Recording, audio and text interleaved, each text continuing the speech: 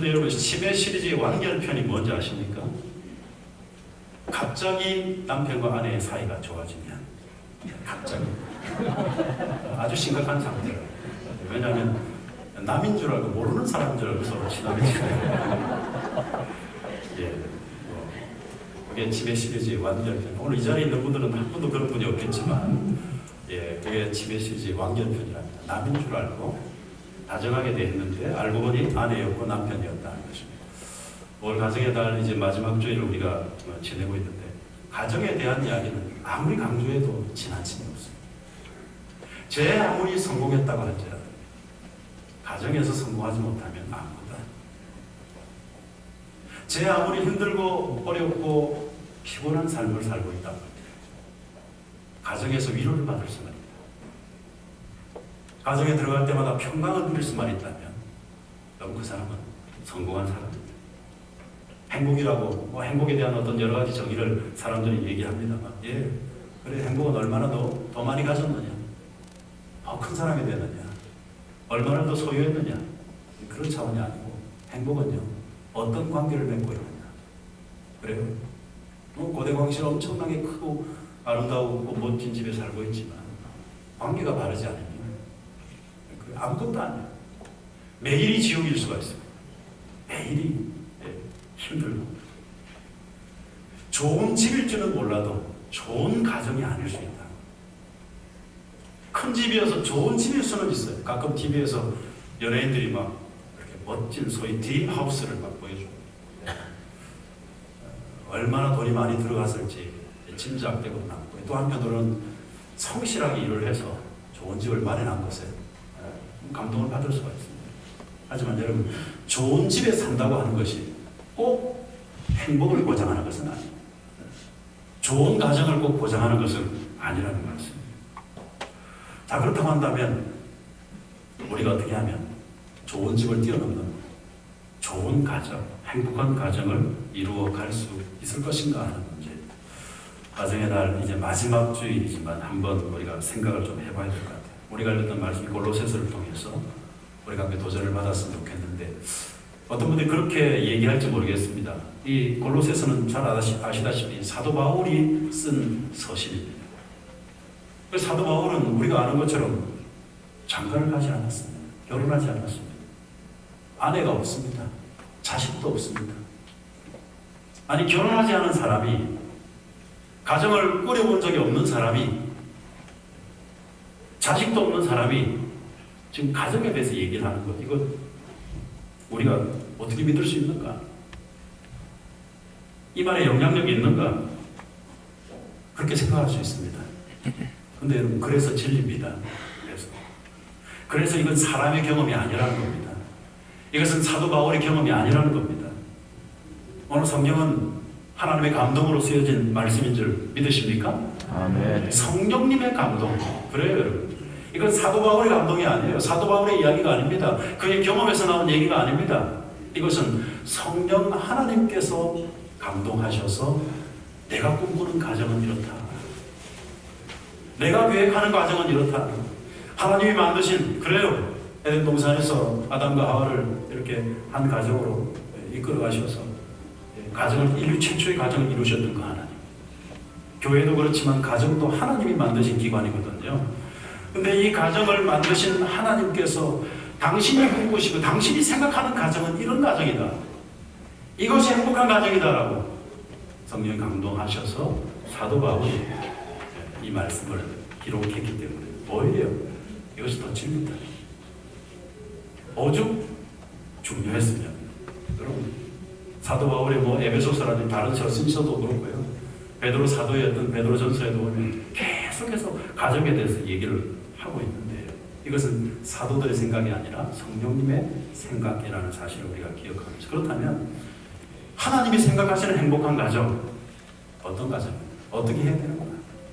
우리가 행복한 가정을 만들어 가려고 한다면, 건강하고 바른 가정을 만들어 가야 한다고 한다면 도대체 어떻게 해야 되는가?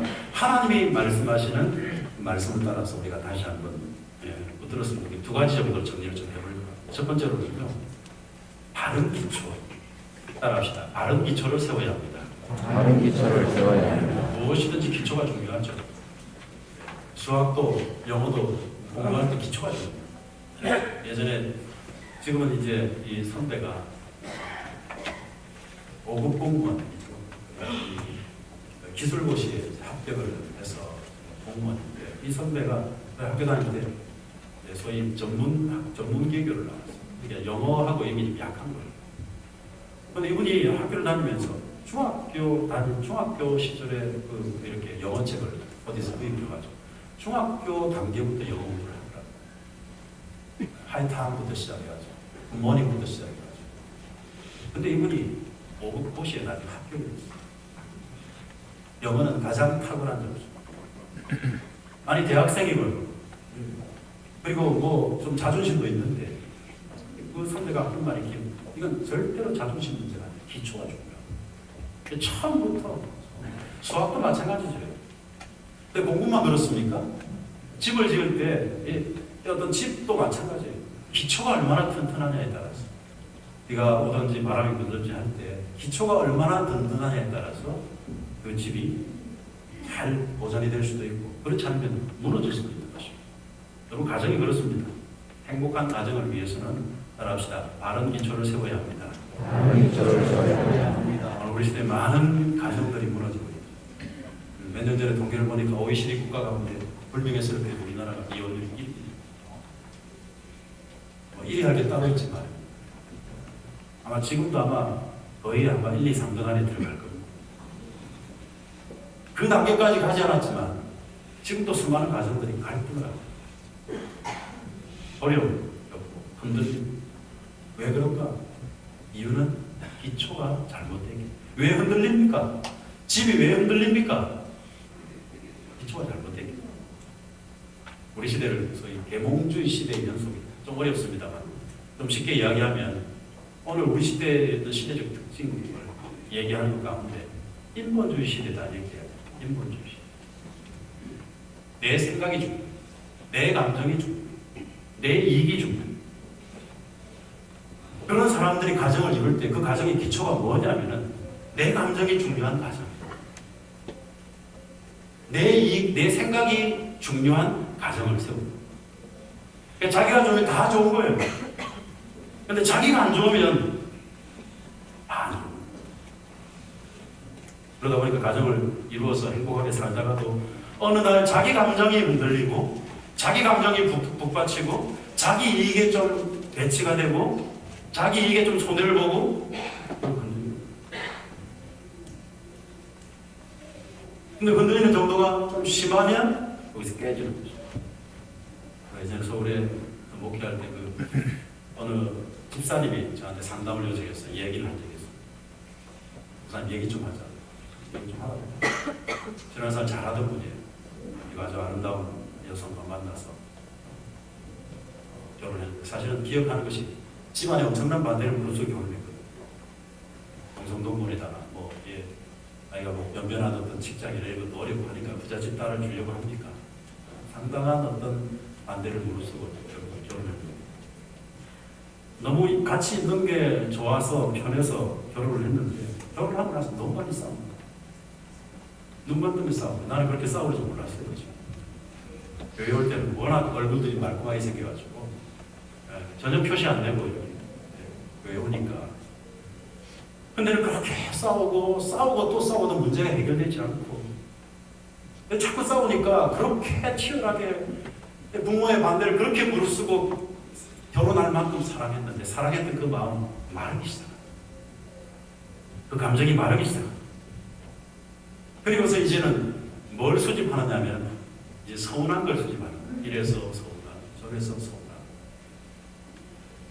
헤어질 준비를 하는 거예요. 이것도 안 좋고 저것도 안 좋고 이 사람하고 같이 사는 게 견딜 수가 없어요.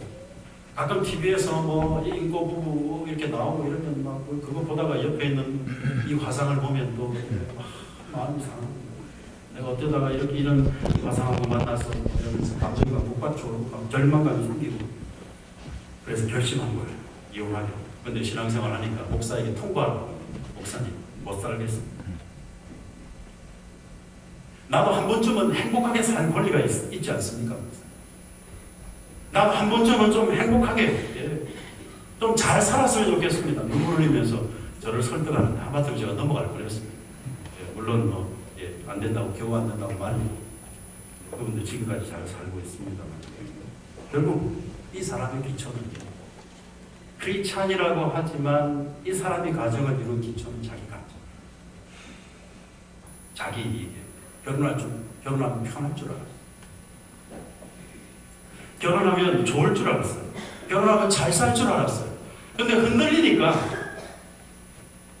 자기 감정이 막 편하지 않아요. 근데 가정이 막 지금 흔들려요.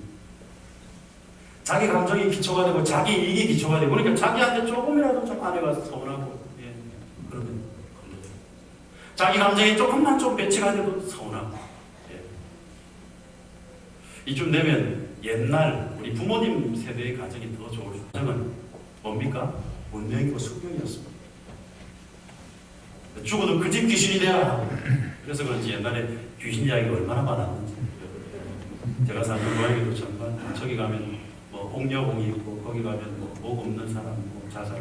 그래가지고 제가 원래는 대단히 용기 있는 사람이었는데 그런 환경에 자라면서 제가 사실 용기를 많이 잃었습니다. 겁이 많은 스몰 A형의 남자가 되고 말았는데 어쨌든 말이에요.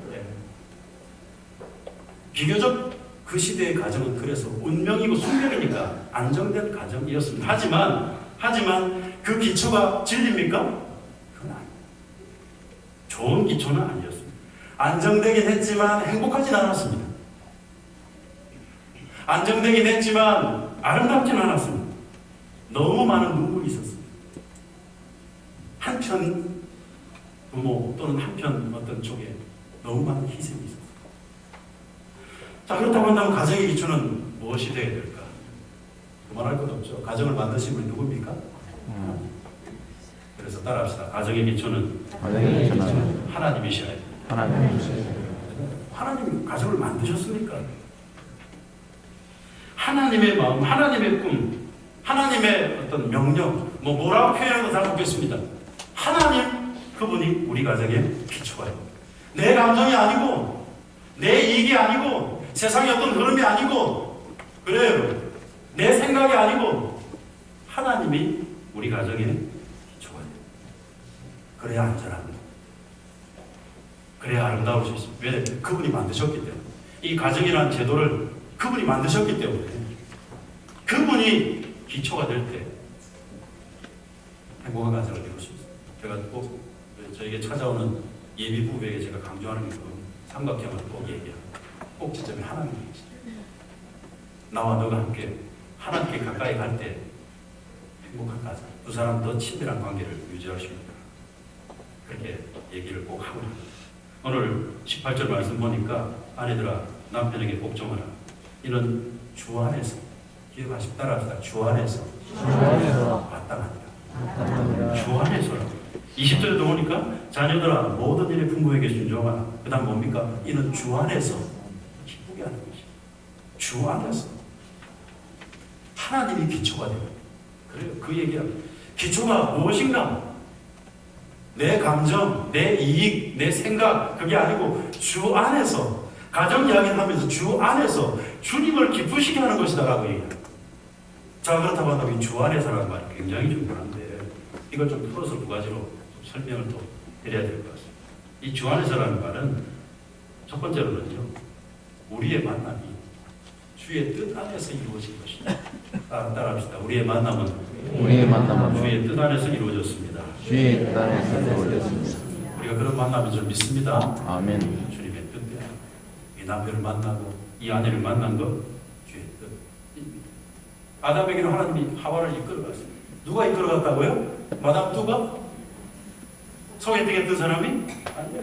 하나님이 하와를 하나님이 준비하셨어요. 하나님이 만나게 하셨어요. 하나님이 가정을 이루게 하셨습니다. 마찬가지입니다. 오늘 이 시대에 우리가 남자와 여자로 남편과 아내로 만났습니다만 어떤 남자든지 어떤 여자든지 우리가 그 여자와 그 남자를 만날 때마다 그 모든 것을 이끌어 가신 분이 하나님이십니다. 하나님이 우리를 만나게 하셔서 한 가정 이루게 하셨습니다. 믿으시기 바랍니다. 주님의 뜻 가운데 만났다는 거죠. 이쯤 되면 질문 하나 생길 수 있습니다. 그럼 목사님, 주님 모를 때 만난 사람 뭐 하면 됩니까? 정리할까요?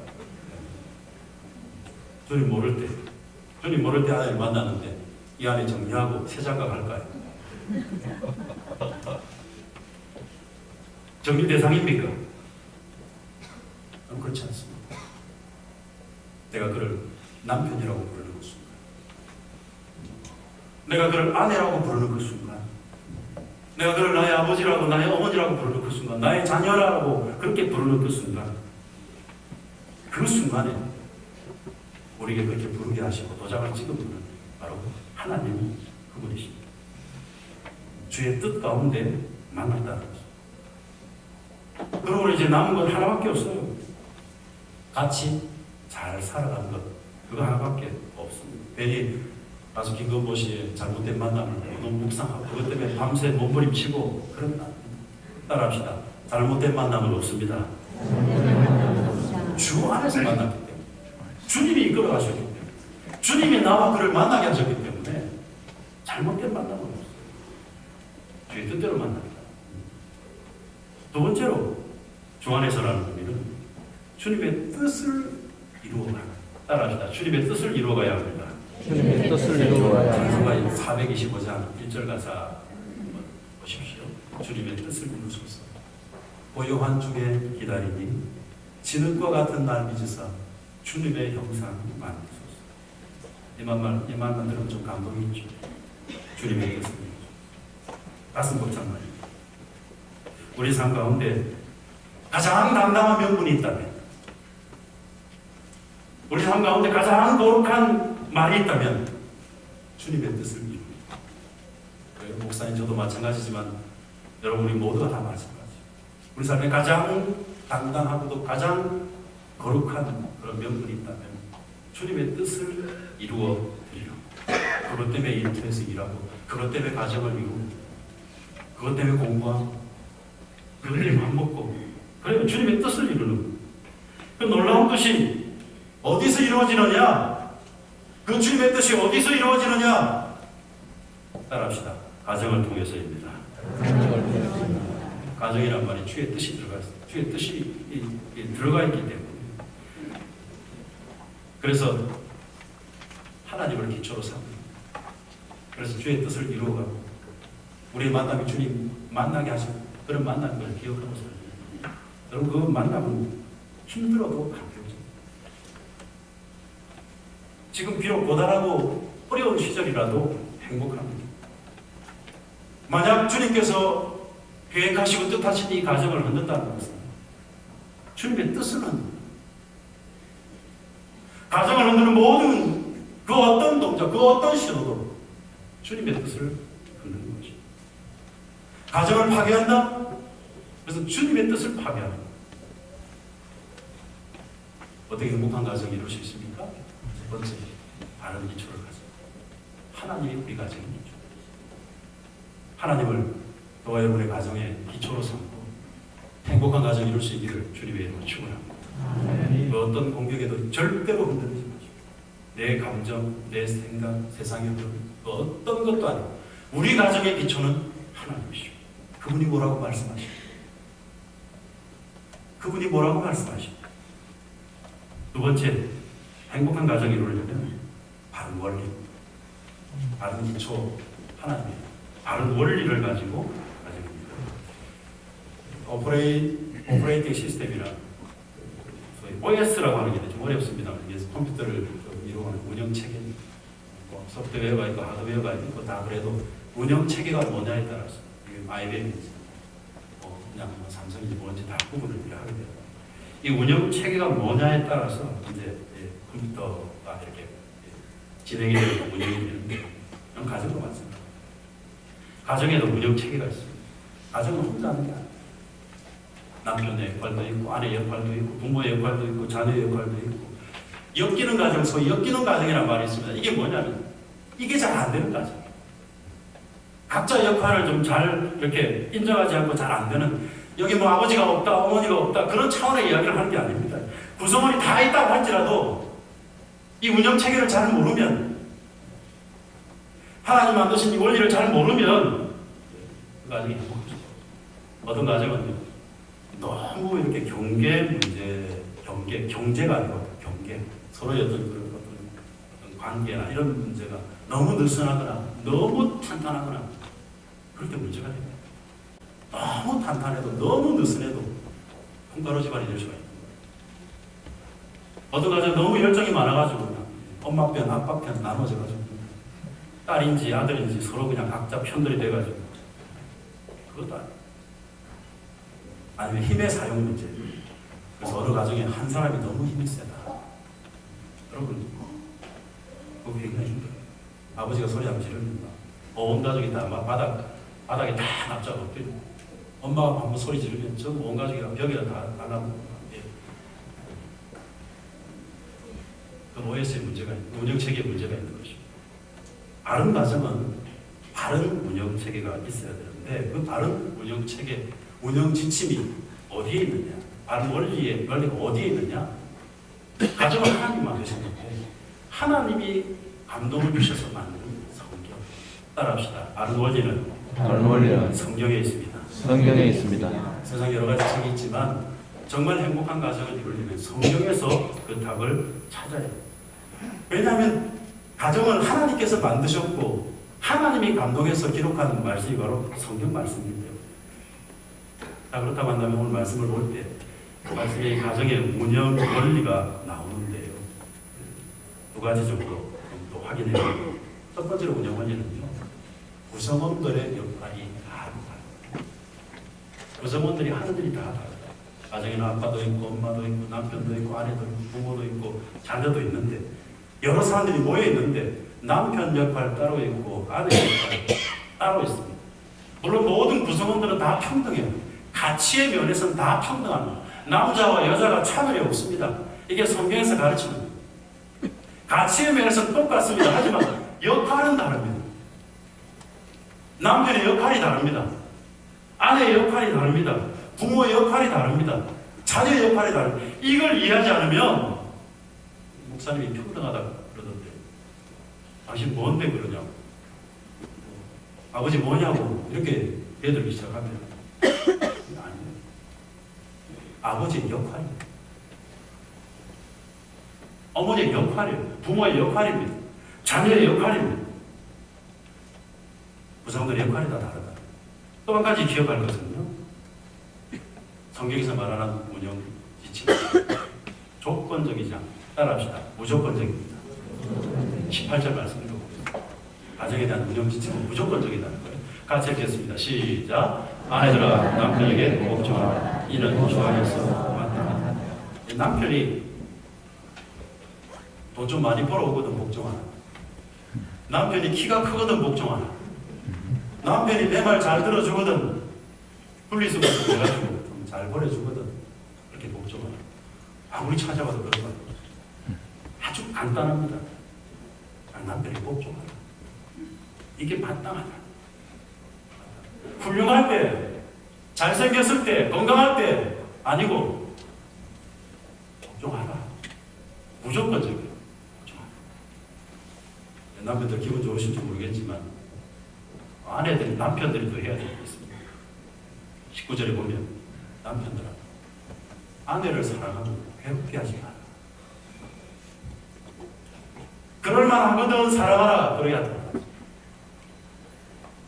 이유가 있거든 괴롭히지 마라. 뭐 그런 말도 조건이 없습니다. 이게 운영 지침이에요. 그냥 명령어입니다. 만약 조건적인 시스템이라고 한다면 여러분 다 모르죠. 남편이 안 성실해? 그럼 나도 안 성실해. 조건이에요. 당신 그래? 나도 그러겠어. 부모님 그래요? 우리도 그러겠어요. 자녀들 너희들 그래? 우리도 그럴 거야. 조건적이에요. 다 모르죠. 근데 무조건적인데 한쪽이 좀 부실해도, 한쪽이 좀 잘 못해도, 때로는 부모가, 때로는 남편이, 때로는 아내가, 때로는 자녀가 자기 역할 잘 못해도 무조건적으로, 무조건적으로, 훌륭해서가 아니라, 잘해서가 아니라, 내 마음을 흡족해서가 아니라 무조건적으로 하나님의 명령이니까 내 역할 감당하는. 여러분, 가정 회복될 줄 믿습니다.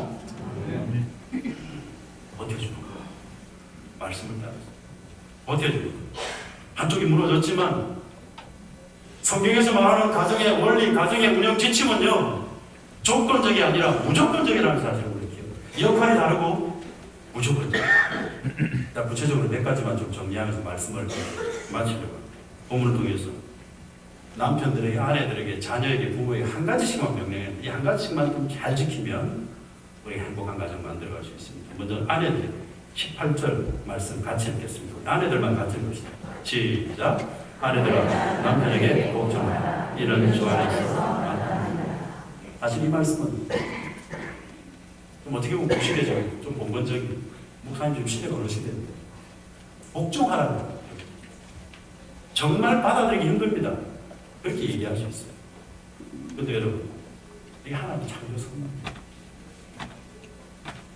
하나님께서 인간을 만들 때 남자를 만들고 여자를 만드셨는데 여자를 돕는 배필로 주셨다는 따라야 한다는 거예요. 따르는 자가 되어야 돼요. 남편 가는 길에서 잘 따르라. 조언할 수 있습니다. 의논할 수 있습니다. 근데 결정되면 잘 따르라. 이게 돕는 배필이죠. 남편에게 복종하라. 바울의 말이 아니고 하나님 말씀입니다. 이 시대 가정이 왜 흔들립니까? 갈등 있고 어려움 있는 이유가 뭡니까? 너무 똑똑하게 부인들이. 죄송합니다. 우리 아내들, 부인들이 너무 죄송합니다. 걸크러쉬, 강한 여자. 뭔가 자기 의사를 밝히고 물론 그래요. 저도 우리 딸들이 그렇게 자랐으면 좋겠어요. 하지만 세상에 대해서 당당하라는 얘기지 남편에 대해서 거기에 대해서 거기는 제가 동의하지 않습니다. 자아가 얼마나 강한지. 근데 여러분 그거 아십니까? 복종 못하는 이유를 똑똑해서가 아니라 그게 똑똑한 것이 아니라 사실은 상처가 많아요. 왜 복종 못해요? 상처가 많아요. 왜 복종 못해요? 능력이 없어요. 능력이 있으면 힘이 있으면요 얼마든지 기꺼이 어떻게 내 자아를 죽여요? 능력이 있으면 내 자아를 죽이고 십자가를 붙들고 나갈 수가 있어요. 근데 왜 우리가 자아를 못 죽입니까? 이 때문에 능력이 없기 때문에. 남편에게 복종하는 문제도 마찬가지입니다. 성경에서 말하는 가장 아름다운 여인은 남편의 말 같지 않은 말에도 복종하는 거죠. 남편의 역할이 보통 성숙이 아니에요. 얼마나 성숙해야 말 같지도 않은 말에 복종을 해주겠습니까? 얼마나 성숙해야, 얼마나 힘이 있어야, 얼마나 능력이 있어야 그렇게 해줄 수 있겠습니까? 부모들은 그렇게 하죠. 정말 아이들 얘기하는 걸 속이 빤하게 다 들여다 보이는데 들어줘요. 능력이 있습니다. 힘이 있습니다. 베드로전서 3장 1절 말씀 같이 읽겠습니다. 띄워주세요. 베드로전서 3장 1절 말씀 같이 읽겠습니다. 시작. 아내들아 이와 같이 자기 남편에게 순종하라. 비록 말씀을 순종하지 않는 자라도 말로 말미암지 않고 그 아내의 행실로 말미암아 구원을 받게 하라. 남편을 세워주는 그 아내의 행위로 남편이 구원을 받을 수 있다고까지 베드로 사도가 얘기합니다. 남편에게 복종하라. 하나님 말씀을 따라 내 아내 여러분들이 이렇게 사실 한 가지면 남편에게 복종하라. 이런 능력 주시옵소서 하고 기도하시고 내 상처 때문에 이 말씀 못 지키는 어려움이 없게 하고 남편들에게 말씀합니다. 19절 같이 읽겠습니다. 19절 시작. 남편들아 아내를 사랑하며 괴롭게 하지 사랑하며 괴롭게 하지 말라. 이걸 한번 한다고 하는 얼굴 잘 남편은 리더입니다. 그 가정의 리더입니다. 역할로 하나님께서 리더로 주셨어요. 가장으로 세워주셨어요. 리더가 뭡니까? 짓누르는 겁니까? 눌러 이기는 겁니까? 리더는 잘 듣는 사람입니다. 리더는 잘 돌봐줘야 돼요. 구성원들 두려워하지 않도록, 걱정하지 않도록, 근심하지 않도록 리더는 잘 돌봐줘야 돼요. 그래서 리더에게 요구되는 게 뭐냐면 희생적인 사랑. 에베소서 5장 25절 말씀 한번 읽어봅시다. 시작. 남편들아 아내 사랑하여 그리스도께서 교회를 사랑하시고 그 교회를 위하여 자신을 주신 같이 하라. 그래요. 주님이 얼마나 교회를 사랑, 피 흘리기까지 자신을 주시기까지 사랑하셨다. 남편들아 이렇게 아내를 사랑하라. 복종하라는 말 듣고 기분 좋으셨습니까? 아니에요. 이게 부담입니다.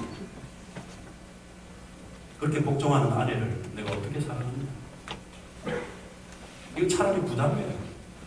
주님이 교회를 사랑하는데 피 흘리기까지 사랑하신 것처럼 그렇게 아내를 사랑하고 돌보라 그랬는데 남편들은 가족들이 걱정하지 않도록 해줘야 돼요.